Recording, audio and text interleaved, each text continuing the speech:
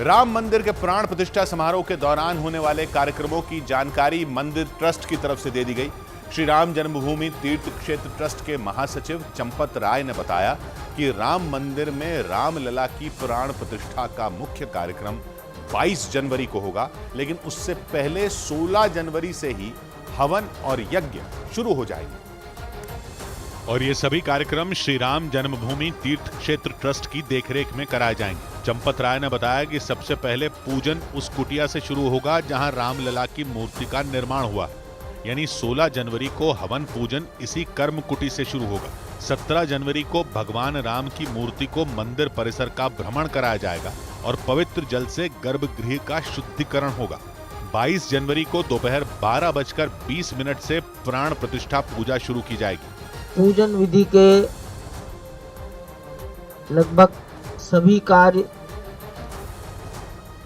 21 जनवरी तक चलेगी। चंपत राय ने बताया कि वाराणसी के आचार्य गणेश्वर शास्त्री द्रविड़ ने रामलला की प्राण प्रतिष्ठा के लिए शुभ मुहूर्त निकाला है। वाराणसी के ही लक्ष्मीकांत दीक्षित प्राण प्रतिष्ठा की पूजा करवाएंगे और उनके साथ प्राण प्रतिष्ठा पूजन में राम मंदिर के 121 आचार्य भी मौजूद रहेंगे। श्री राम जन्मभूमि तीर्थ क्षेत्र ट्रस्ट ने बताया कि प्राण प्रतिष्ठा में 11 यजमान शामिल होंगे, जिनके हाथों राम मंदिर की प्राण प्रतिष्ठा कराई जाएगी।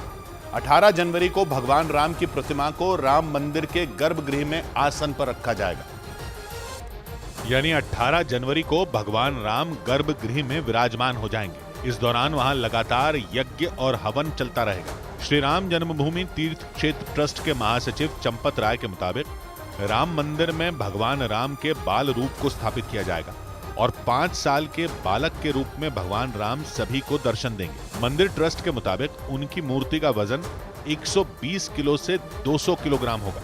भगवान राम की बाल रूप श्यामल मूर्ति को मैसूर के रहने वाले अरुण योगीराज ने बनाया है। और मंदिर ट्रस्ट के मुताबिक 22 जनवरी को दोपहर में मूर्ति के आंखों पर बंधी पट्टी को खोल दिया जाएगा, यानी प्राण प्रतिष्ठा से ठीक पहले भगवान राम के मुख का दर्शन कराया जाएगा। लेकिन चंपत राय ने यह भी बताया कि नई मूर्ति के अलावा भगवान राम की जिस मूर्ति की इस समय पूजा हो रही है, उसे भी राम मंदिर में ही रखा जाएगा। उधर राम मंदिर की प्राण प्रतिष्ठा से पहले तैयारियों को अंतिम रूप दिया जा रहा है। राम मंदिर में सोने की परत चढ़े हुए कुल 13 दरवाजे लग चुके हैं, जबकि गर्भगृह में लगने वाले 14 फीट लंबे दरवाजे को बनाने का काम तेजी से किया जा रहा है और भगवान के गर्भगृह का दरवाजा तैयार करने वाले कारीगरों का दावा है कि बहुत जल्द इस काम को भी पूरा कर लिया जाएगा। राम मंदिर में दरवाजे लगाने का काम कर्नाटक की एक कंपनी को दिया गया है, जो 100 साल से ये काम कर रही है। दावा किया जा रहा है कि लकड़ी के इन दरवाजों को पत्थर जैसा मजबूत बनाया जा रहा है, ताकि सैकड़ों साल तक इन्हें किसी तरह का नुकसान न हो। वो एक बार मैं तस्वीरें आपको दिखाऊं। ये जो दरवाजा है 14 फीट लंबा, ये वो प्रमुख दरवाजा है जो मंदिर के प्रमुख गेट पर लगेगा। श्री राम जन्मभूमि तीर्थ क्षेत्र ट्रस्ट के मुताबिक राम मंदिर में कुल 44 दरवाजे होंगे, जिनमें 14 दरवाजों पर सोने की परत, जबकि 30 दरवाजों पर चांदी की परत चढ़ाई जाएगी। राम मंदिर में लगने वाले लकड़ी के दरवाजों पर स्वास्तिक के बड़े बड़े निशान बनाए गए। राम मंदिर के मुख्य दरवाजों के अलावा परकोटे पर लगने वाले दरवाजों की खूबसूरती के साथ साथ मजबूती का खास ध्यान रखा जा रहा है। इस बीच उस थाल की पहली झलक भी सबके सामने आ गई, जिसमें रामलला को पहला भोग लगाया जाएगा। चांदी का यह थाल जयपुर के रहने वाले लक्ष्य नाम के शख्स ने राम मंदिर ट्रस्ट को भेंट किया और उनके मुताबिक श्री राम जन्मभूमि तीर्थ क्षेत्र ट्रस्ट के सचिव चंपत राय ने उनकी इस भेंट को स्वीकार भी कर लिया। मतलब जयपुर से आए इसी चांदी के थाल में 22 जनवरी को भगवान राम को पहला भोग लगाया जाएगा। जैसे ही मेरे को ट्रस्ट ने बोला कि पहला भोग इसमें लगेगा 22 तारीख को प्राण प्रतिष्ठा के बाद, सबसे खुश गिलहरी तो आज की तारीख में नहीं हूँ। चांदी का ये थाल अपनी खास बनावट के लिए चर्चा में है, क्योंकि इस थाल के नीचे की तरफ भगवान हनुमान को दिखाया गया है, जो पर्वत की तरह ही इस थाल को उठाए हुए हैं। इसके अलावा इस थाल में रामचरितमानस के सुंदर कांड की चौपाइयां भी लिखी गई हैं। साथ ही थाल के बीचों बीच भगवान राम की तस्वीरें भी उकेरी गई हैं। जयपुर के लक्ष्य ने इस थाल के साथ ही रामलला के लिए चांदी से बनी 4 बड़ी कटोरियां और एक कलश भी भेंट किया। और सिर्फ भोग का थाल नहीं, बल्कि राम मंदिर में प्राण प्रतिष्ठा के दौरान गर्भगृह में रामलला को पहनाए जाने वाले कपड़ों की पहली झलक भी सामने आ गई। रामलला के मुख्य पुजारी सत्येंद्र दास के यहाँ बाल रूप भगवान राम को पहनाई जाने वाली पोशाक और ध्वजा पहुंचाई गई और यही पोशाक 22 जनवरी को प्राण प्रतिष्ठा के दौरान भगवान राम को पहनाई जाएगी। ये 22 जनवरी वाला है। जी भैया बताया गया कि भगवान राम की इस नई पोशाक में हीरा, पन्ना, मोती के अलावा सोना भी लगाया गया है। ये हीरा पन्ना मोती पोशाक है। 22 जनवरी को भगवान राम को पहनाई जाने वाली पोशाक को अयोध्या के कल्की रामदास महाराज ने मुख्य पुजारी सत्येंद्र दास को सौंपा। भगवा रंग की पोशाक को मौसम के हिसाब से बनाया गया है। ठंड को ध्यान में रखते हुए भगवान राम की पोशाक में मखमली कपड़े का इस्तेमाल किया गया है। भगवान राम की पोशाक के साथ सत्येंद्र दास को जय श्री राम लिखी हुई भगवा रंग की विजय पताका भी सौंपी गई। और 22 जनवरी को होने वाले इसी कार्यक्रम के लिए वाराणसी से 54 ब्राह्मणों का एक दल अयोध्या के लिए रवाना हो गया। अयोध्या में होने वाले राम मंदिर के प्राण प्रतिष्ठा समारोह में ये सभी 54 ब्राह्मण पूजा पाठ करवाएंगे, क्योंकि प्राण प्रतिष्ठा समारोह से 6 दिन पहले ही अयोध्या में अलग अलग अनुष्ठान शुरू हो जाएंगे। वाराणसी से 2 बसों के जरिए 54 ब्राह्मणों का ये दल जयकारे लगाते हुए अयोध्या के लिए रवाना हो गया।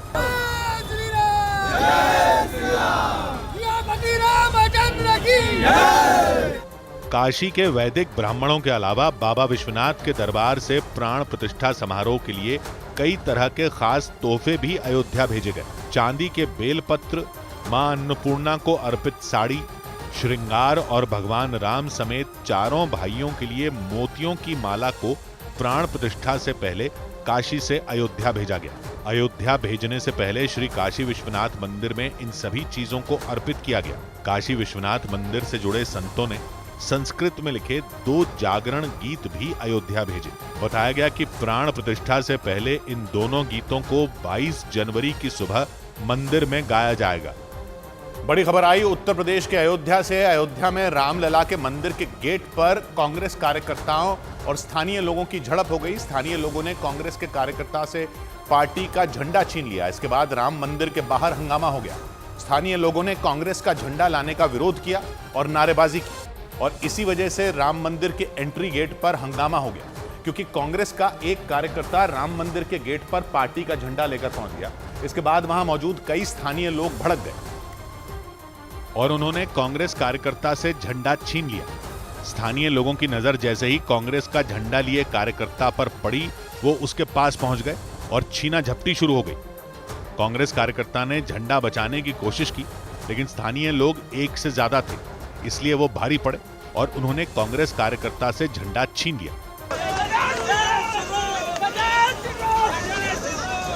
झंडा छिन जाने के बाद भी बवाल नहीं रुका। मंदिर के एंट्री गेट पर खड़े सुरक्षाकर्मी आ गए, लेकिन मारो मारो की आवाज सुनाई देती रही। क्या हुआ? ये सारा झगड़ा इसलिए हुआ क्योंकि कांग्रेस कार्यकर्ता पार्टी का झंडा लेकर पहुंचा था और ये बात स्थानीय लोगों को पसंद नहीं आई। कांग्रेस नेताओं का प्रतिनिधिमंडल मंदिर में दर्शन के लिए अयोध्या पहुंचा था, लेकिन मंदिर के एंट्री गेट पर ही बवाल हो गया। इस बीच अजय राय और पार्टी के कई नेता तो दर्शन के लिए अंदर चले गए, लेकिन कुछ नेता और कार्यकर्ता बाहर ही रह गए, क्योंकि कांग्रेस का झंडा देखकर भड़के स्थानीय लोग उनके सामने खड़े हो गए। इन लोगों ने नारे भी लगाए और हाथ के इशारे से कांग्रेस कार्यकर्ताओं को वापस जाने के लिए कहा। हंगामे से कांग्रेस नेता भी भड़क गए। कुछ अराजक तत्वों ने मेरे पार्टी के कार्यकर्ताओं का, मेरी पार्टी का झंडा छीना। सारे बवाल के बीच यूपी कांग्रेस के अध्यक्ष राम मंदिर से दर्शन करके बाहर आ गए और राम नाम के जयकारे के बीच पत्रकारों को ही प्रसाद बांटने लगे। बोलो सिया बलरामचंद्र की। मकर संक्रांति के मौके पर यूपी कांग्रेस के कई नेताओं ने रामलला के दर्शन किए और इससे पहले उन्होंने सरयू नदी में डुबकी लगाई। वैसे कांग्रेस अध्यक्ष मल्लिकार्जुन खड़गे, सोनिया गांधी और लोकसभा में पार्टी के नेता अधीर रंजन चौधरी 22 जनवरी को अयोध्या नहीं जाएंगे। उन्हें न्योता भेजा गया था, लेकिन उन्होंने प्राण प्रतिष्ठा समारोह में शामिल नहीं होने का फैसला लिया था। और उनके इस फैसले के कुछ ही दिन बाद यूपी कांग्रेस के अध्यक्ष अजय राय अयोध्या पहुंच गए। उनके साथ अविनाश पांडे, दीपेंद्र हुड्डा और अखिलेश प्रताप सिंह जैसे नेता भी थे और इन सब ने सरयू में डुबकी लगाई। राम की पैड़ी घाट पर पहुंचे ये नेता एक साथ सरयू में उतरे, स्नान किया और फिर एक दूसरे का हाथ उठाकर राम नाम का नारा लगाया। सरयू स्नान के बाद इन नेताओं ने हनुमानगढ़ी और फिर राम मंदिर में दर्शन किए।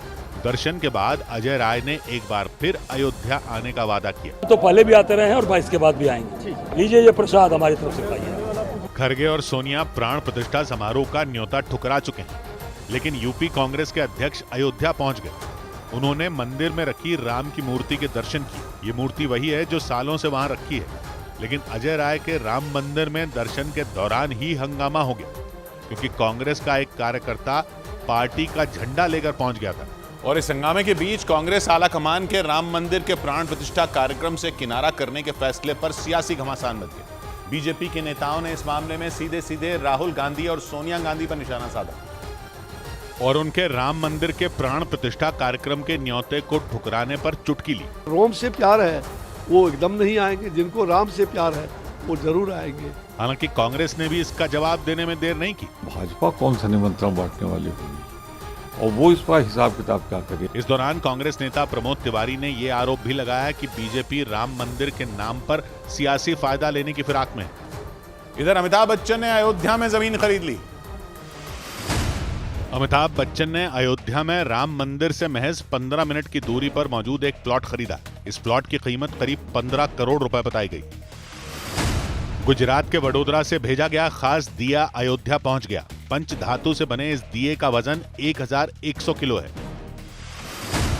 उत्तर प्रदेश के फतेहपुर की जिला जेल में बंद कैदी राम मंदिर के लिए खास थैले बनाने में जुटे हैं। बताया गया कि भगवा रंग के इन थैलों को अयोध्या भेजने की तैयारी है। थैलों के अलावा कैदियों की तरफ से अयोध्या के लिए प्रसाद भी भेजा जाएगा। प्रसाद इसमें रख के मंदिर में चढ़ाया जाएगा। चूड़ियां बनाने के लिए मशहूर यूपी के फिरोजाबाद में अयोध्या के लिए खास चूड़ियों का निर्माण किया जा रहा है। इन चूड़ियों पर राम सीता की तस्वीरों के अलावा कई दूसरे देवी देवताओं की भी तस्वीरें लगाई जा रही हैं। बताया गया कि 22 जनवरी के दिन अयोध्या आने वाली महिलाओं को ये चूड़ियां मुफ्त में बांटी जाएंगी। उधर मध्य प्रदेश के उज्जैन में अयोध्या भेजने के लिए 5 लाख लड्डू बनाए जा रहे हैं। उज्जैन पहुंचे राज्य के मुख्यमंत्री मोहन यादव ने भी लड्डू बनाए। महाकालेश्वर मंदिर प्रबंधन समिति के लोग दिन रात इस काम में जुटे हुए। उज्जैन पहुंचे मुख्यमंत्री मोहन यादव भी इसका हिस्सा बने और उन्होंने अपने हाथों से अयोध्या भेजे जाने वाले लड्डू बनाए।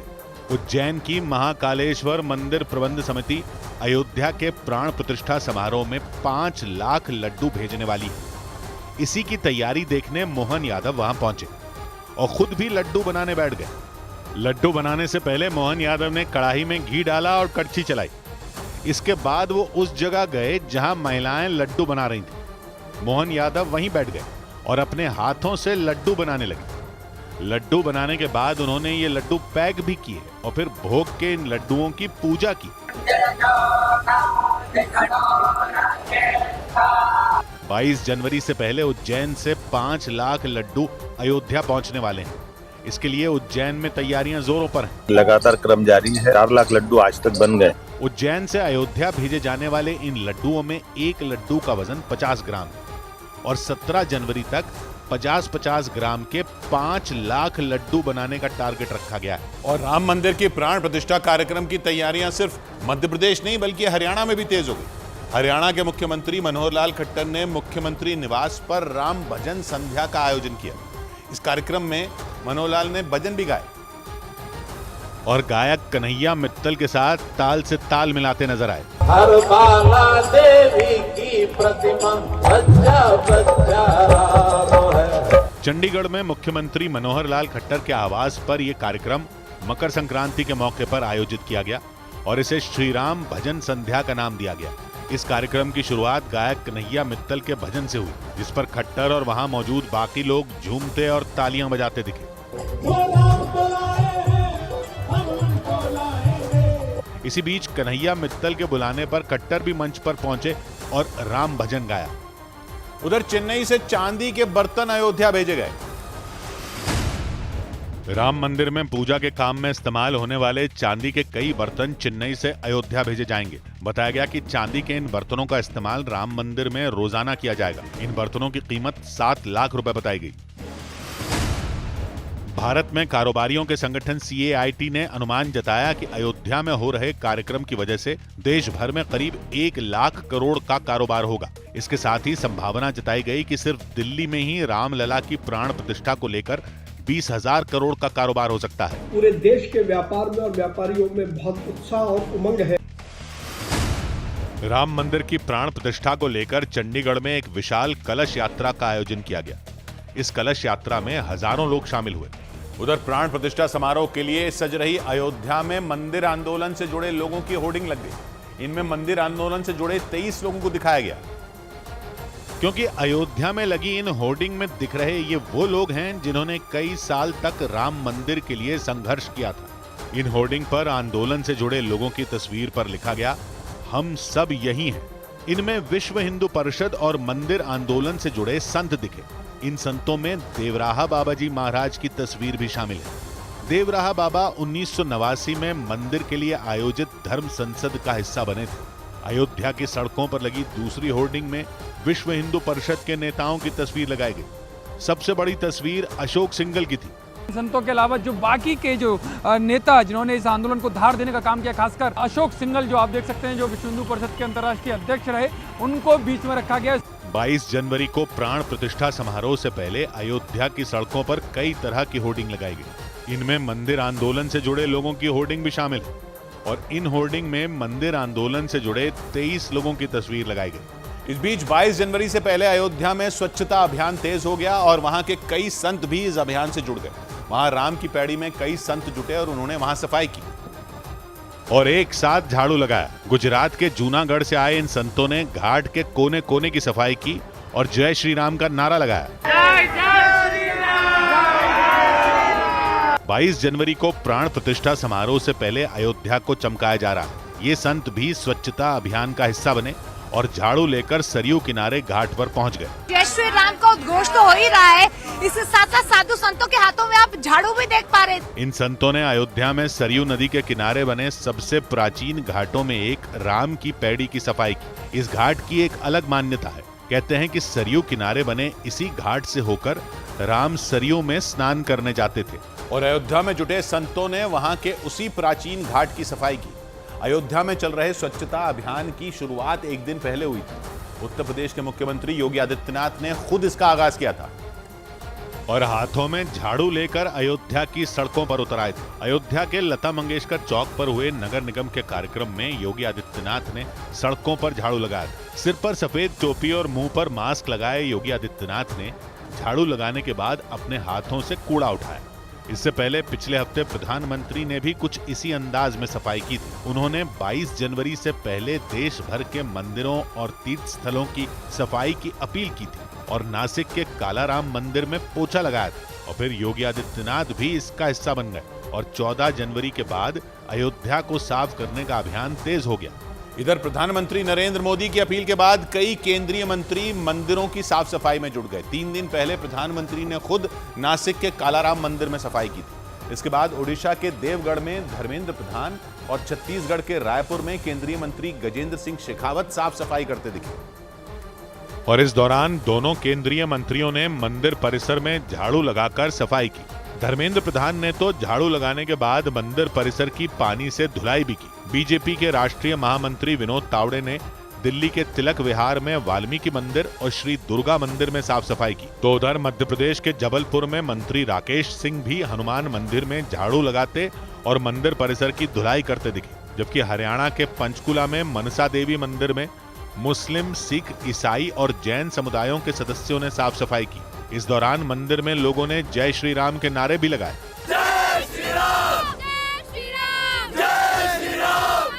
22 जनवरी को अयोध्या में राम मंदिर की प्राण प्रतिष्ठा से पहले प्रधानमंत्री नरेंद्र मोदी ने स्वच्छ मंदिर अभियान की शुरुआत की थी। खुद उन्होंने भी नासिक के कालाराम मंदिर में सफाई की थी। इस बीच अयोध्या के राम की पैड़ी घाट और उसके आसपास की जगहों को सुंदर चित्रकारी से सजाया गया।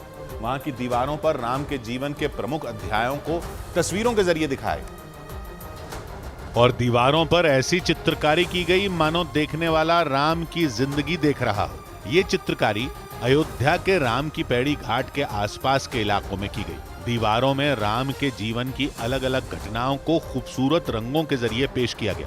इन घटनाओं में राम, लक्ष्मण और सीता का वनवास के लिए जाना, सीता का हिरण को देखकर ललचाना, लक्ष्मण का उस हिरण के पीछे जाना और हनुमान के पूरा का पूरा पहाड़ उठाकर लाने जैसी घटनाओं को खूबसूरत अंदाज में पेश किया गया। जलाशय को पार करने के लिए भगवान राम, मर्यादा पुरुषोत्तम राम आते थे तो माँ सीता की किस तरीके से सहायता करते थे, ये पूरा दृश्य है। ये तस्वीरें उन दीवारों पर बनाई गईं जहां से आने जाने वाले लोगों की इन पर नजर पड़े।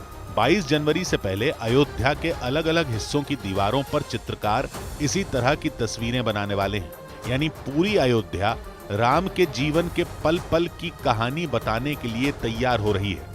और इसके लिए अयोध्या पहुंचने वाली बसों को भी राम के रंग में रंग दिया गया। प्राण प्रतिष्ठा समारोह से पहले अयोध्या पहुंचने वाली बसों को फूलों से सजाया गया। उन बसों पर राम नाम के पोस्टर भी लगाए गए और फूलों और गुब्बारों से सजी ये बसें लोगों को लेकर अयोध्या पहुंचने लगी। इन बसों का रंग भगवा है। सबसे खास बात यह कि इन बसों में म्यूजिक सिस्टम लगे हैं। इनके जरिए यात्रा के दौरान यात्रियों को राम धुन सुनाई गई। यूपी की जो बसें हैं वो राममय हो गई हैं और पूरी सजावट है और राम धुन की जो धुन है लगातार इन बसों में ये बज रही है। राम के रंग में रंगी ये बसें लोगों को लेकर अयोध्या के लता मंगेशकर चौक पर पहुंची।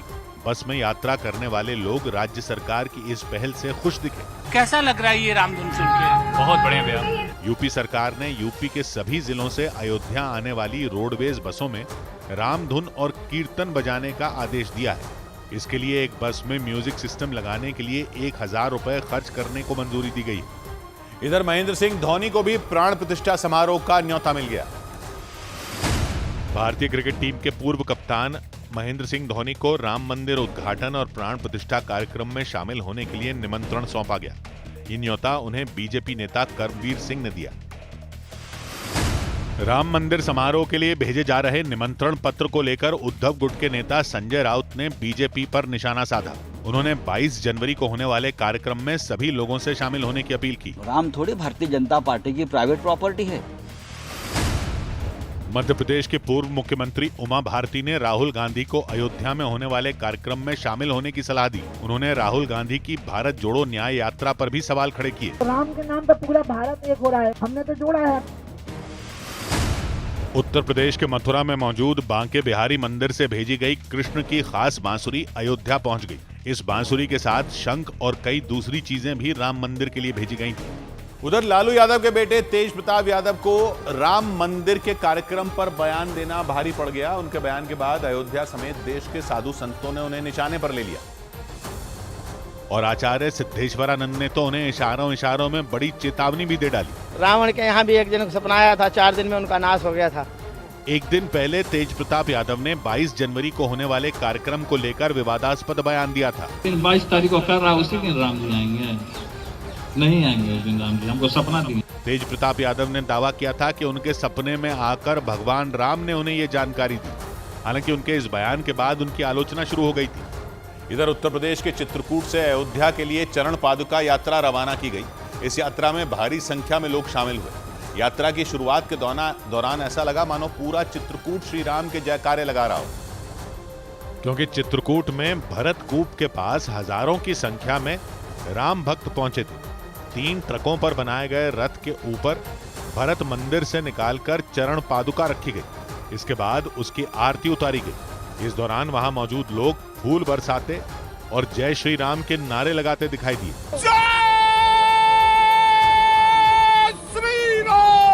पुलिस और प्रशासन के अफसरों ने तीनों ट्रकों को हरी झंडी दिखाकर अयोध्या के लिए रवाना किया। चित्रकूट से अयोध्या के लिए निकली चरण पादुका यात्रा के दौरान लोग ढोल और बाजे के साथ नाचते गाते दिखे। इस दौरान जहां तक नजर जा रही थी वहां तक लोगों की भीड़ नजर आ रही थी। हर कोई अयोध्या जाने वाली चरण पादुका के दर्शन कर लेना चाहता था। सड़क के साथ ही फ्लाईओवर के ऊपर भी लोग खड़े थे और फूल बरसा रहे थे। इस बीच अयोध्या में रामलला की प्राण प्रतिष्ठा से पहले वहां ड्रोन से भी निगरानी की जा रही है। यूपी पुलिस मंदिर परिसर ही नहीं बल्कि उसके आसपास कई किलोमीटर दूर तक आसमान से नजर रख रही है और अयोध्या के चप्पे चप्पे की तलाशी ली जा रही है। इस दौरान कुछ भी संदिग्ध पाए जाने पर फौरन उसकी जांच की जा रही है। इन ड्रोनों के जरिए पूरे अयोध्या धाम और अयोध्या धाम के आसपास के सभी जिलों से आने वाले लोगों पर लगातार नजर रखी जाएगी। प्राण प्रतिष्ठा कार्यक्रम को लेकर अयोध्या नगरी को अभेद्य किले में तब्दील किया जा रहा है। वहां जमीन से लेकर आसमान तक सुरक्षा के पुख्ता इंतजाम किए जा रहे हैं। अयोध्या की सुरक्षा चाक चौबंद करने के लिए यूपी पुलिस ने उसे कई जोन में बांट दिया है। हर जोन में ड्रोन की व्यवस्था है। जो जोन जिसको सौंपा गया है हर अधिकारी के साथ ड्रोन की व्यवस्था है। इसके साथ ही अयोध्या जिले की सीमाओं पर भी चौकसी बढ़ा दी गई है। यूपी पुलिस और पीएसी के अलावा RAF, CRPF, STF, ATS, NIA और एनडीआरएफ के जवान रामनगरी में सुरक्षा का मोर्चा संभाल चुके हैं। 22 जनवरी को होने जा रहे प्राण प्रतिष्ठा समारोह के लिए अयोध्या में 13,000 से ज्यादा सुरक्षा कर्मी तैनात किए जा रहे हैं, ताकि 22 जनवरी को होने वाले उस कार्यक्रम में कोई समस्या ना हो पाए। हालांकि राम मंदिर की प्राण प्रतिष्ठा की तारीख नजदीक आते ही देश भर में जश्न शुरू हो गया। मकर संक्रांति के मौके पर मुंबई में राम मंदिर और राम की तस्वीर वाली पतंगें उड़ाई गई। समंदर किनारे कई लोग राम मंदिर की तस्वीर से सजी पतंग उड़ाते हुए नजर आए और राम मंदिर और भगवान राम की तस्वीरों वाली पतंग के सामने एक दूसरे को तिल और गजक खिलाते दिखे। इस दौरान मुस्लिम समुदाय के लोग भी वहां मौजूद थे। 8 फीट लंबी और 8 फीट चौड़ी भगवान राम और राम मंदिर की तस्वीर वाली ये पतंग लोगों के बीच आकर्षण का केंद्र बन गई। पतंग के ऊपर राम मंदिर और भगवान राम के अलावा प्रधानमंत्री नरेंद्र मोदी की तस्वीर भी बनी दिखी। काफी खूबसूरत जो है राम भगवान की तस्वीर लगाई गई और जितनी भी सारी पतंग है उसमें अलग अलग तरीके से अयोध्या को दिखाया गया है। मकर संक्रांति के दिन मुंबई में समंदर किनारे इन पतंगों के अलावा भगवान राम का एक बड़ा सा कटआउट लगाया गया। यानी 22 जनवरी को अयोध्या में होने वाले राम मंदिर के प्राण प्रतिष्ठा समारोह से पहले मुंबई में उसका असर देखने को मिला। मकर संक्रांति पर भी लोग राम भक्ति में डूबे दिखे। इस बीच एआईएमआईएम सांसद असदुद्दीन ओवैसी के एक विवादास्पद बयान पर घमासान मच गया। उन पर मस्जिदों के नाम पर मुसलमानों को भड़काने के आरोप लगे और फिर वो अयोध्या के हनुमानगढ़ी के महंत राजू दास के निशाने पर आ गए। वो शुद्ध रूप से राजनीतिक घड़ियाल हैं और शुद्ध रूप से बौद्धिक आतंकवादी हैं। ये हंगामा असदुद्दीन ओवैसी के एक दिन पहले दिए बयान पर मचा। ये हमारी जिम्मेदारी है कि हम मस्जिदों की हिफाजत करें। इस दौरान उन्होंने ये आरोप भी लगाया कि मस्जिदों को जानबूझकर निशाना बनाया जा रहा है। इधर प्रधानमंत्री ने पीएम ग्रामीण आवास योजना के तहत लोगों को बड़ा तोहफा दिया। पीएम जनमन अभियान के तहत प्रधानमंत्री नरेंद्र मोदी ने पीएम ग्रामीण आवास योजना की पहली किस्त जारी कर दी। उन्होंने वीडियो कॉन्फ्रेंसिंग के जरिए 1 लाख लाभार्थियों को पहली किस्त देते हुए उनसे बातचीत भी की। मुझे विश्वास है कि इस साल की दीपावली आप अपने घरों में जरूर मनाएंगे। प्रधानमंत्री नरेंद्र मोदी दोपहर को आंध्र प्रदेश के दौरे पर जाएंगे। वो आंध्र प्रदेश को कई योजनाओं की सौगात देंगे। इसके बाद प्रधानमंत्री बुधवार को केरल की यात्रा पर रहेंगे, जहां वो कई प्रोजेक्ट का उद्घाटन करेंगे। चेन्नई में धूमधाम से पोंगल पर्व मनाया गया। वहां के मरीना बीच पर एक कार्यक्रम का आयोजन किया गया जिसमें हजारों लोग शामिल हुए। इधर दिल्ली नगर निगम में स्टैंडिंग कमेटी की शक्तियों को ट्रांसफर करने के मामले को लेकर आम आदमी पार्टी और बीजेपी के नेता आपस में भिड़ गए। स्टैंडिंग कमेटी के गठन तक उसकी शक्तियां सदन को दिए जाने को लेकर दिल्ली की मेयर शैली ओबराय ने एक विशेष बैठक बुलाई थी, लेकिन सदन में उनके आते ही बीजेपी पार्षदों ने हंगामा शुरू कर दिया। हाथों में पोस्टर लिए बीजेपी के पार्षद वेल तक पहुंच गए। कई पोस्टरों पर संविधान की हत्या मत करो लिखा नजर आया। इस दौरान कुछ सदस्य तो अपनी सीटों पर चढ़कर विरोध जताते दिखे। हालात ऐसे बन गए कि सदन का चलना मुश्किल हो गया। लेकिन यह हंगामा यहीं नहीं रुका। सदन में प्रदर्शन करने के बाद बीजेपी पार्षद निगम सचिव के दफ्तर के सामने धरने पर बैठ गए। संविधान की हत्या बंद करो, बंद करो, बंद करो। इस हंगामे के बाद दिल्ली नगर निगम के दफ्तर में सुरक्षा बल की तैनाती कर दी गई, जो नगर निगम परिसर में हर तरफ घूमते नजर आए। और दिल्ली नगर निगम में हुए इस हंगामे के बाद भी सदन चलता रहा। बीजेपी पार्षदों ने आम आदमी पार्टी पर गंभीर आरोप लगाए और दावा किया कि आम आदमी पार्टी गलत तरीके से स्टैंडिंग कमेटी की शक्तियां सदन को ट्रांसफर करना चाहती है। असंवैधानिक है और ये अवैध है और किसी भी अवैध काम को हाउस में नहीं होने देंगे। जबकि आम आदमी पार्टी ने हंगामा करने वाले बीजेपी पार्षदों पर दिल्ली के आम लोगों के कामों में रुकावट डालने का आरोप लगाया। बड़े शर्म की बात है इस स्पेशल हाउस का भी भारतीय जनता पार्टी के पार्षदों ने मजाक बना के रख दिया। स्टैंडिंग कमेटी के गठन को लेकर बीजेपी और आम आदमी पार्टी का पहले भी आमना सामना हो चुका है। उधर दिल्ली के नजदीक हरियाणा के गुरुग्राम की रहने वाली मॉडल दिव्या पाहुजा का शव पुलिस ने फतेहाबाद की एक नहर से बरामद कर लिया। 2 जनवरी को गुरुग्राम के सिटी पॉइंट होटल में सिर में गोली मारकर 27 साल की दिव्या की बेरहमी से हत्या कर दी गई। और इस हत्याकांड के 11 दिन बाद पुलिस ने हरियाणा के फतेहाबाद में एक नहर से दिव्या के शव को बरामद कर लिया। इसका एक वीडियो भी सामने आया। उसमें गोताखोर नहर से दिव्या के शव को बाहर निकालने की कोशिश करता दिखा।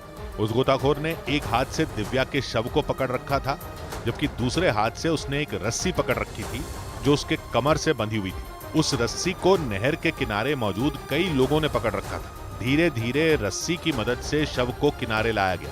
इसके बाद उसे नहर से बाहर निकालकर पोस्टमार्टम के लिए भेज दिया गया। दिव्या पाहुजा नाम की लेडी की डेड बॉडी यहाँ मिली है, कुडनी एंड पे नहर के अंदर मिली है। आरोप है कि 2 जनवरी को दिव्या की हत्या किए जाने के बाद अभिजीत के इशारे पर बलराज गिल और रवि बंगा ने दिव्या के शव को ठिकाने लगा दिया था।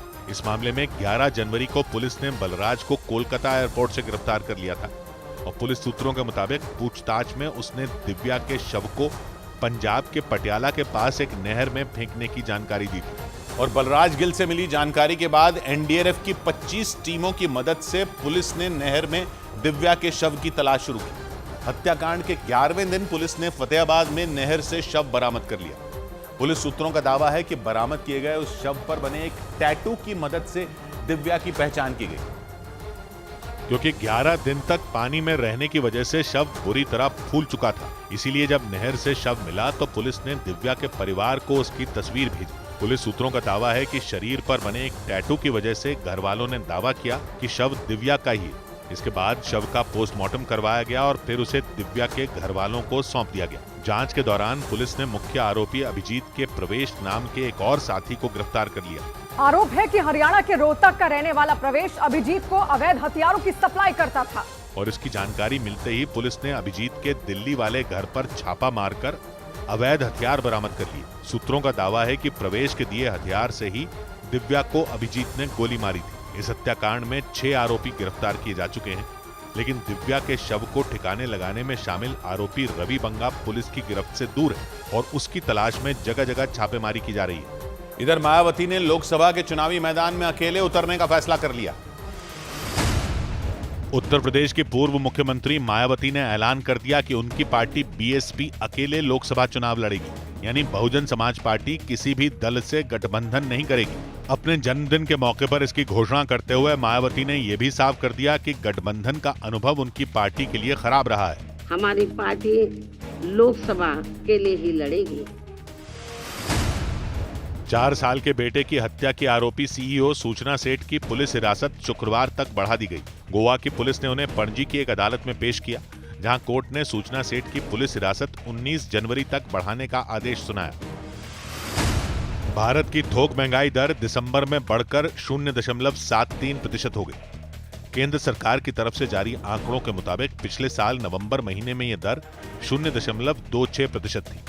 सब्जियों और दालों की कीमतों में उछाल की वजह से थोक महंगाई दर में इजाफा हुआ। इधर जम्मू कश्मीर के गुलमर्ग में सेना ने बर्फीले तूफान में फंसे लोगों की जान बचाने का अभ्यास किया। कड़ाके की ठंड के बीच सेना के कई जवान एक ट्रेंड कुत्ते के साथ वहां पहुंचे और मुश्किल हालात से निपटने के लिए तैयारी की। और इस दौरान बर्फ में दबे सेना के एक जवान को बचाने का अभ्यास किया गया। इसके अलावा दिल का दौरा पड़ने पर कैसे अपने साथियों की जान बचाई जा सके, इसकी भी प्रैक्टिस की गई, क्योंकि बर्फबारी में सर्दी ज्यादा होने की वजह से दिल का दौरा पड़ने का खतरा बढ़ जाता है। वहां बर्फबारी में सेना ने अपने अभ्यास का एक वीडियो भी जारी किया, जिसमें वो जवान स्ट्रेचर पर लेटा नजर आया, जबकि उसके साथी जवान उसे सुरक्षित जगह पर ले जाते दिखाई दिए। यानी भारी बर्फबारी के बीच जवानों ने अपनी तैयारियों को परखा, ताकि खराब मौसम की वजह से बिगड़े हालात में बर्फ में दबे जवानों को सुरक्षित बाहर निकाला जा सके। इतना ही नहीं, सेना ने इस अभ्यास में उस ट्रेंड कुत्ते को भी शामिल किया जो उस जवान तक पहुंचने में सेना की मदद करता दिखाई दिया। और गुलमर्ग में बर्फबारी का डटकर मुकाबला करते हुए सेना ने अपनी ताकत दिखा दी।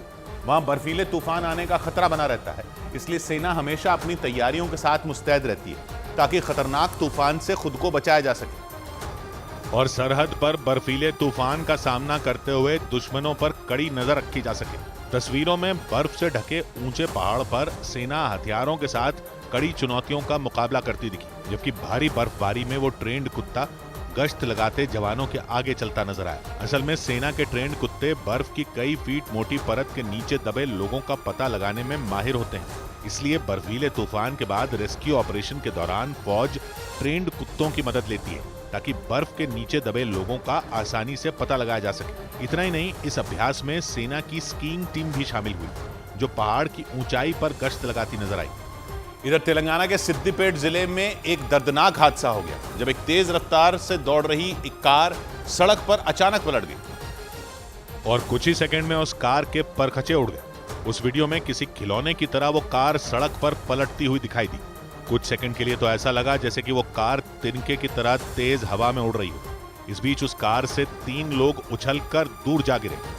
एक तो उस कार के पलटने की वजह से उसके नीचे दब गया, जबकि उनमें 2 लोग उठकर वहां से सड़क के किनारे खड़े होते नजर आए। और वहां एक मोटरसाइकिल से गुजर रहे 2 लोग बाल बाल बच गए। पीछे से आ रही बस भी वहीं रुक गई। उस वीडियो में सबसे पहले वो मोटरसाइकिल और वो बस सड़क से गुजरती दिखी। तभी उस बस के पीछे से वो कार लहराती हुई आई, लेकिन बस के पास आते ही उसका संतुलन पूरी तरह बिगड़ गया और वो सड़क पर करीब 6 बार पलटी। बताया गया कि इस दर्दनाक हादसे में एक आदमी की जान चली गई, जबकि वो 3 लोग घायल हो गए। और ऐसा ही एक मामला उत्तराखंड के ऋषिकेश से भी सामने आया। वहां एक बेकाबू गाड़ी ने घर के बाहर बैठी एक महिला और उसके बच्चे को जोरदार टक्कर मार दी और टक्कर लगते ही वो महिला उस गाड़ी के सामने गिर गई। हालांकि इस हादसे के तुरंत बाद उस गाड़ी से कुछ लोग बाहर निकले और उसे उठाने लगे। इसके अलावा आसपास के दूसरे लोग भी उस महिला को बचाने के लिए तेजी से भागे, क्योंकि घर के बाहर बैठी उस महिला को टक्कर लगते देख वहां से गुजर रहे लोग घबरा गए। बताया गया कि उस गाड़ी का संतुलन बिगड़ा और उसने अपने दाहिनी ओर से उस महिला को टक्कर मार दी। इस हादसे में 3 साल का वो बच्चा और वो महिला बुरी तरह घायल हो गए और उन्हें अस्पताल में भर्ती कराया गया। आरोप है कि उन्हें टक्कर मारते ही उस गाड़ी का ड्राइवर मौके से फरार हो गया, लेकिन उस गाड़ी में सवार बाकी लोग उस महिला की मदद करते नजर आए। इधर लखनऊ में मनाए गए सेना दिवस के कार्यक्रम में भारतीय सेना ने दुनिया को अपनी ताकत दिखाई। प्रधानमंत्री के सुझाव पर 2 साल पहले थल सेना दिवस सिर्फ दिल्ली के बजाय देश के अलग अलग शहरों में मनाए जाने का फैसला लिया गया था और उसी फैसले के तहत इस साल थल सेना दिवस उत्तर प्रदेश की राजधानी लखनऊ में मनाया गया। और इस दौरान भारतीय सेना ने अपना दमखम दिखाया। लखनऊ के आसमान में लड़ाकू विमानों और जंगी हेलीकॉप्टरों ने जब उड़ान भरी तो लोग देखते रह गए। इसके अलावा जमीन पर सेना के भारी भरकम टैंक और तोपें भी दिखाई दी। इस दौरान सबसे ज्यादा चर्चा कारगिल की लड़ाई में पाकिस्तान को धूल चटाने वाली बोफोर्स तोप की रही। कारगिल की लड़ाई की अगर बात करें तो अगर ये गन ना होती तो शायद कैजुअलिटी ज्यादा होती। इस कार्यक्रम के लिए लखनऊ पहुंचे सेना अध्यक्ष जनरल मनोज पांडे को वहां मौजूद सैनिकों ने सलामी दी। इस दौरान उन्होंने देश के लिए बलिदान देने वाले शहीदों को याद किया। सेना ने हमारे देशवासियों के दिल में एक अलग जगह बनाई है। इस कार्यक्रम में सेना की कई बटालियन शामिल हुई। वहां मौजूद सैनिकों ने मोटरसाइकिल पर एक से बढ़कर एक करतब दिखाया। इसके अलावा पैराट्रूपर यूनिट ने आसमान में तिरंगा लहराकर सबको जोश से भर दिया। लेकिन इस कार्यक्रम में सबसे ज्यादा तारीफ भारतीय सेना के ब्लैक हॉर्नेट ड्रोन की हुई। ये ड्रोन इतना छोटा है कि अगर कोई सैनिक चाहे तो इसे अपनी मुट्ठी में छिपा सकता है। लेकिन ये छोटा सा ड्रोन बड़े से बड़े ऑपरेशन को अंजाम देने की ताकत रखता है। नॉर्वे में बने इस टोही ड्रोन का वजन महज 18 ग्राम है और आकार में ये उंगली के बराबर छोटा है। लेकिन इतने से ड्रोन में 3 कैमरे लगे हैं, जो दुश्मन की छोटी से छोटी हरकत को भी पकड़ लेते हैं और एक बार चार्ज होने पर यह अगले आधे घंटे तक 2 किलोमीटर के इलाके में खुफिया ऑपरेशन को अंजाम दे सकता है। ड्रोन को आप कहीं भी लेके जा सकते हैं। इसकी आवाज जो है बहुत कम होती है। सेना ने इस प्रदर्शन के दौरान हेलीकॉप्टर की तरह दिखने वाले इस ड्रोन को उड़ाकर दिखाया। इसके अलावा एक टोपी में इसे रखकर यह बताने की कोशिश की गई कि जरूरत पड़ने पर इसे कहीं भी छिपाया जा सकता है। माना जा रहा है कि सेना इस ब्लैक हॉर्नेट ड्रोन को आतंकी ठिकानों की रेकी करने के लिए इस्तेमाल करने की योजना बना रही है, क्योंकि एक तो यह बड़ी आसानी से कहीं भी जा सकता है, दूसरा यह कि इसे दुश्मन की नजर से बचाना आसान होगा। इधर डीप फेक वीडियो का शिकार होने के बाद सचिन तेंदुलकर ने सोशल मीडिया के जरिए अपनी नाराजगी जताई और उस वीडियो को पूरी तरह से फर्जी बताया। जिस वीडियो में सचिन तेंदुलकर एक गेमिंग ऐप का प्रचार करते नजर आए थे, उस वीडियो में सचिन अपनी बेटी सारा का जिक्र करते दिखाई दिए। मेरी बेटी इस समय यह गेम खेल रही है जिसके बारे में हर कोई बात कर रहा है। उस वीडियो में सचिन ने उस गेमिंग ऐप को पैसे कमाने का आसान तरीका बताया और इसके वायरल होते ही सचिन तेंदुलकर खुद सामने आए और उस वीडियो को नकली बता दिया। इसके साथ ही सचिन ने सोशल मीडिया प्लेटफॉर्म से भी इस तरह की शिकायतों पर तुरंत एक्शन लेने की अपील की। लेकिन सचिन इकलौते ऐसी सेलिब्रिटी नहीं हैं जो डीप फेक का शिकार हुए हों। इससे पहले एक्टर रश्मिका मंदाना का डीप फेक वीडियो भी सोशल मीडिया पर वायरल हो गया था। डीप फेक वीडियो बनाने के लिए AI यानी आर्टिफिशियल इंटेलिजेंस की मदद ली जाती है और इसकी मदद से एक असली ऑडियो और वीडियो पर किसी दूसरे का चेहरा या आवाज लगा दी जाती है और ये इतनी सफाई से किया जाता है कि असली और नकली में फर्क करना मुश्किल हो जाता है। उधर यूरोप के देश आइसलैंड में एक महीने में दूसरी बार ज्वालामुखी फटने से हड़कंप मच गया। वहां के रेकिनिस से ज्वालामुखी विस्फोट की खौफ से भर देने वाली तस्वीरें भी सामने आई और उन तस्वीरों में ज्वालामुखी का लावा रिहायशी इलाकों में धावा बोलता नजर आया।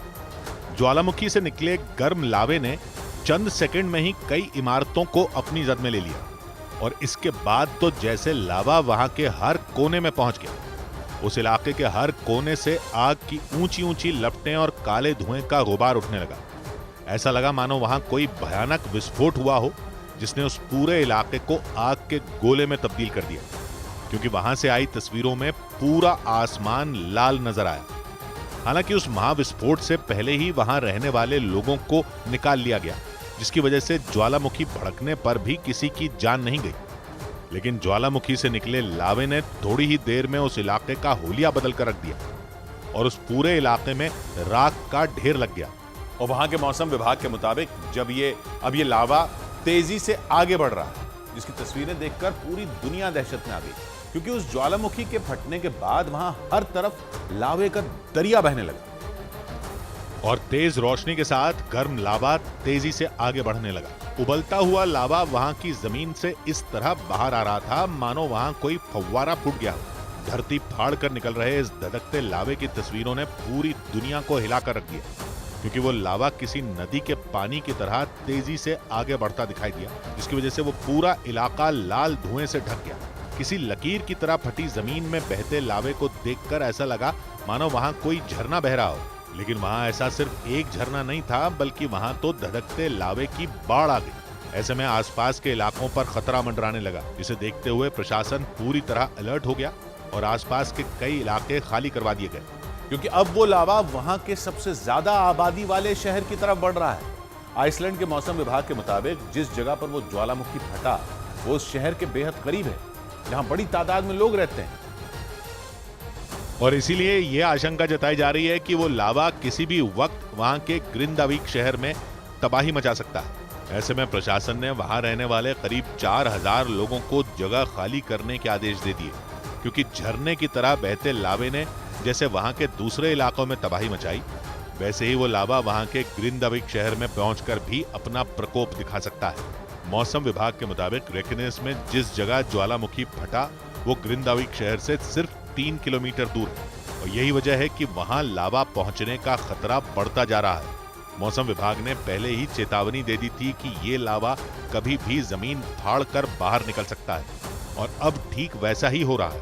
ऐसे में प्रशासन इसके लिए पहले से ही अलर्ट हो गया और उबलते लावे के खतरे को देखते देखते हुए आइसलैंड घूमने आए लोग भी वापस चले गए। इस दौरान आइसलैंड घूमने आए एक आदमी ने वापस जाते हुए फ्लाइट से उबलते हुए लावे का एक वीडियो बनाया और उस वीडियो में आइसलैंड का एक हिस्सा सफेद रोशनी से जगमगाता दिखा तो दूसरा हिस्सा उबलते लावे की वजह से धधकता नजर आया। गर्म लावे की वजह से वहां लाल रंग का धुआं उठता दिखाई दिया, जिसे देखकर लोग डर गए। लेकिन यह पहली बार नहीं हुआ जब आइसलैंड में उबलते लावे ने कहर मचाया हो। 1 महीना पहले भी ज्वालामुखी फटने से आइसलैंड में जमकर तबाही मची थी। वैज्ञानिकों के मुताबिक रेकिनिस प्रायद्वीप में धरती से 800 मीटर नीचे 6 किलोमीटर चौड़ाई और 19 किलोमीटर लंबाई में लावा उबल रहा है और इसी वजह से 18 दिसंबर को वहां ज्वालामुखी फटा था और इसके ठीक 1 महीने बाद एक बार फिर वहां भयानक ज्वालामुखी विस्फोट हो गया। इतना ही नहीं, ज्वालामुखी फटने की वजह से वहां भूकंप के तेज झटके भी महसूस किए गए। उधर असली शिवसेना का मुद्दा सुप्रीम कोर्ट पहुंच गया। शिवसेना पर अधिकार को लेकर उद्धव ठाकरे गुट ने सुप्रीम कोर्ट में याचिका दाखिल कर दी। इस याचिका में महाराष्ट्र विधानसभा के स्पीकर के आदेश को चुनौती दी गई। हाल ही में स्पीकर ने एकनाथ शिंदे गुट को असली शिवसेना माना था। उत्तर प्रदेश के महाराजगंज में मकर संक्रांति के मौके पर हजारों लोगों ने गोरखनाथ मंदिर में खिचड़ी का भोग लगाया। इस दौरान सुरक्षा के पुख्ता इंतजाम किए गए थे। छत्तीसगढ़ के भिलाई में एक बेटे ने अपनी मां की बेरहमी से पिटाई कर दी। वीडियो वायरल होने के बाद पुलिस ने आरोपी के खिलाफ केस दर्ज कर लिया। पुलिस के मुताबिक आरोपी इससे पहले भी अपनी मां से मारपीट करता रहा है। उधर पाकिस्तान में सरकार बनाने के लिए वहां के कुछ नेताओं ने आतंकी संगठन टीटीपी यानी तहरीक-ए-तालिबान पाकिस्तान से सुलह करने की तैयारी तेज कर ली। वहां जमीयत-उलमा-ए-इस्लाम नाम की पार्टी के अध्यक्ष मौलाना फजलुर रहमान ने यह ऐलान किया कि अगर वो सत्ता में आए तो तालिबान से इस बारे में बातचीत करेंगे। मतलब उन्होंने पाकिस्तान की जनता को यह भरोसा देने की कोशिश की कि अगर वो जीते तो पाकिस्तान में जारी टीटीपी के आतंक पर लगाम लग जाएगी। मौलाना फजलुर रहमान पाकिस्तान के बड़े नेताओं में एक माने जाते हैं। पाकिस्तान के खैबर पख्तूनख्वा इलाके में उनकी अच्छी पकड़ भी मानी जाती है। ये वही इलाका है जहां टीटीपी ने पाकिस्तान की नाक में दम कर रखा है और दावा है कि मौलाना फजलुर रहमान ने टीटीपी के मुखिया से यह डील की है कि वो सत्ता में आते ही उनके लड़ाकों को रिहा कर देंगे। और खबर है कि इसके लिए वो टीटीपी प्रमुख मुफ्ती नूर वली महसूद को भी राजी कर चुके हैं। मतलब उनका प्लान है कि टीटीपी चुनाव जीतने में उनकी मदद करेगा और बदले में उसके लड़ाके पाकिस्तान की जेलों से छोड़ दिए जाएंगे। हालांकि पाकिस्तान की मौजूदा सरकार यह ऐलान कर चुकी है कि वो किसी भी कीमत पर आतंकी संगठनों से कोई बातचीत नहीं करेगी।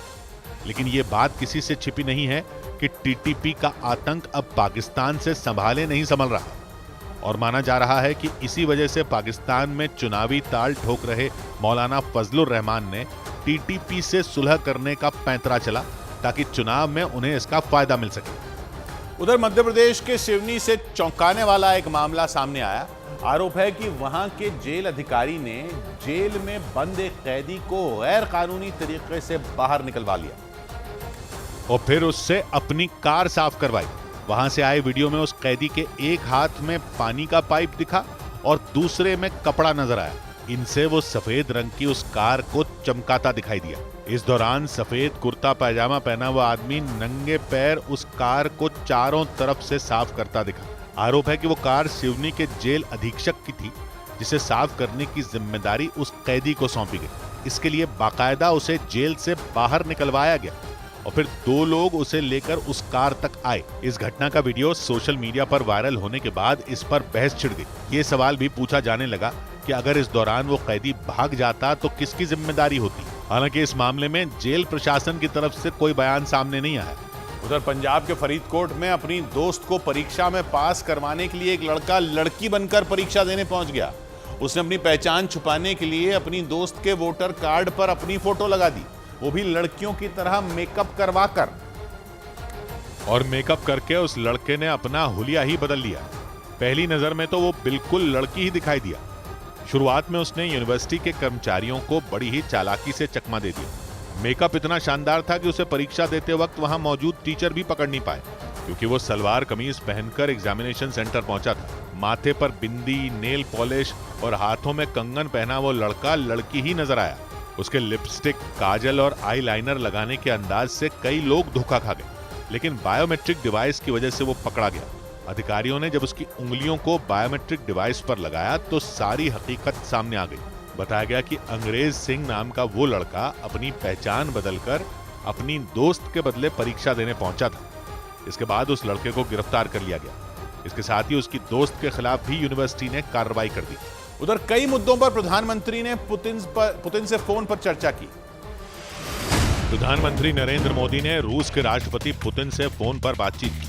इस दौरान दोनों नेताओं के बीच कई मुद्दों पर चर्चा हुई। प्रधानमंत्री के मुताबिक दोनों देशों ने भविष्य की कुछ योजनाओं को लेकर रोड मैप तैयार करने पर भी सहमति बनाई। इस बातचीत की जानकारी पीएम ने ट्वीट कर दी।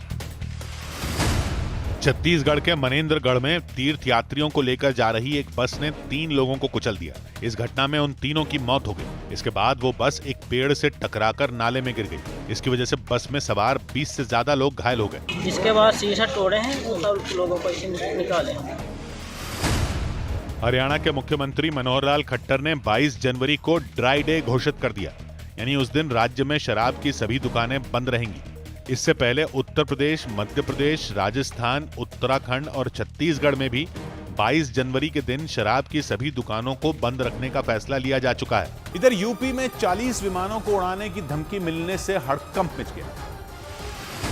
उत्तर प्रदेश के कानपुर में एक छात्र ने इंडिगो के 40 विमानों को वीआईपी इलाके में क्रैश करने की धमकी दी। इस धमकी के बाद पुलिस ने मोबाइल नंबर की लोकेशन को ट्रेस कर आरोपी छात्र को हिरासत में ले लिया। नीति आयोग की नई रिपोर्ट में जानकारी सामने आई कि प्रधानमंत्री नरेंद्र मोदी के 9 साल के कार्यकाल में करीब 25 करोड़ लोग गरीबी रेखा से बाहर निकले। भारतीय क्रिकेट कंट्रोल बोर्ड ने सिलेक्शन कमेटी में सदस्य के लिए विज्ञापन जारी किया। अजीत आगरकर की अध्यक्षता वाली मौजूदा चयन समिति में 5 सदस्य हैं।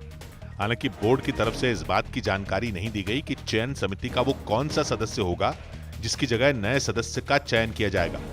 उधर तुर्की ने कुर्द लड़ाकों से अपने 9 सैनिकों की मौत का बदला ले लिया। सीरिया और इराक में कुर्द लड़ाकों के कई ठिकानों पर तुर्की की सेना ने ताबड़तोड़ मिसाइलें दागकर वहां तबाही मचा दी। और भीषण हवाई हमले में 45 कुर्द लड़ाकों को मार गिराने का दावा कर दिया। तुर्की के रक्षा मंत्रालय ने एक वीडियो जारी कर एयर स्ट्राइक के सबूत भी पेश कर दिए। उस वीडियो में एक के बाद एक खतरनाक मिसाइलें कुर्द लड़ाकों के ठिकानों पर कहर ढाती नजर आईं और ताबड़तोड़ हवाई हमलों के बाद वहां जोरदार धमाका होता दिखाई दिया। ऐसा लगा जैसे तुर्की की सेना एक ही झटके में कुर्द लड़ाकों का नामो निशान मिटाकर रख देगी। बताया गया कि कुर्द लड़ाकों के संगठन पीकेके के 23 ठिकानों पर मिसाइलें दागी गईं और उन्हें नेस्तनाबूद कर दिया गया। तुर्की के राष्ट्रपति एर्दोआन ने उत्तरी इराक और उत्तरी सीरिया में हुए भीषण हमलों की पुष्टि कर दी और इसे उन्होंने कुर्द लड़ाकों के खिलाफ जवाबी कार्रवाई बताया, क्योंकि कुछ दिनों पहले ही कुर्द लड़ाकों के हमले में तुर्की के 9 सैनिक मारे गए थे। और इससे बढ़ के तुर्की ने बमों की बरसात कर दी। बताया गया कि उत्तरी इराक में 36 और उत्तरी सीरिया में 9 कुर्द लड़ाके मारे गए। यानी गुस्साए तुर्की ने एक साथ कई हमले कर 45 लड़ाकों को ढेर कर दिया और कुर्द लड़ाकों के ठिकानों को मिट्टी में मिला दिया। तस्वीरों में वहां किसी इलाके में बड़ा हमला होता नजर आया।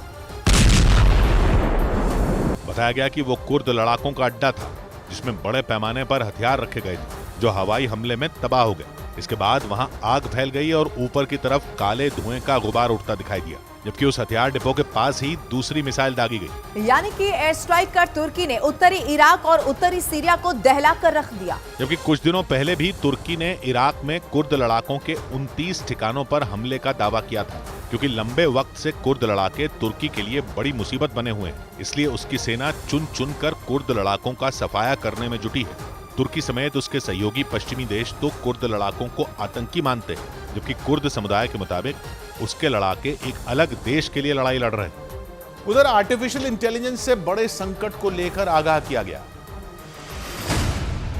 आर्थिक संकट में फंसे देशों को कर्ज देकर उबारने वाली अंतर्राष्ट्रीय संस्था IMF ने चेतावनी दी कि AI यानी आर्टिफिशियल इंटेलिजेंस की वजह से दुनिया भर में 40% तक नौकरियां जा सकती हैं।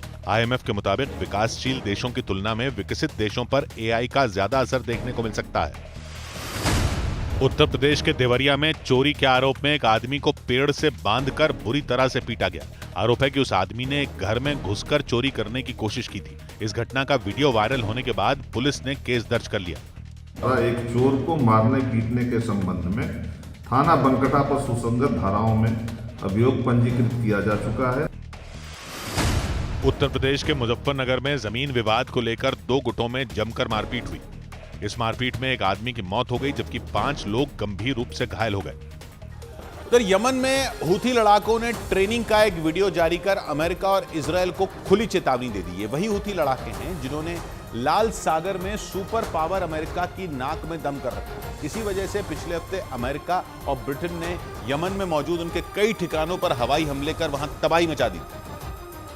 और उसी के बाद अमेरिका समेत इजरायल के सभी मददगार देशों को धमकाने के लिए हूथी लड़ाकों ने अपनी ट्रेनिंग का एक वीडियो जारी किया।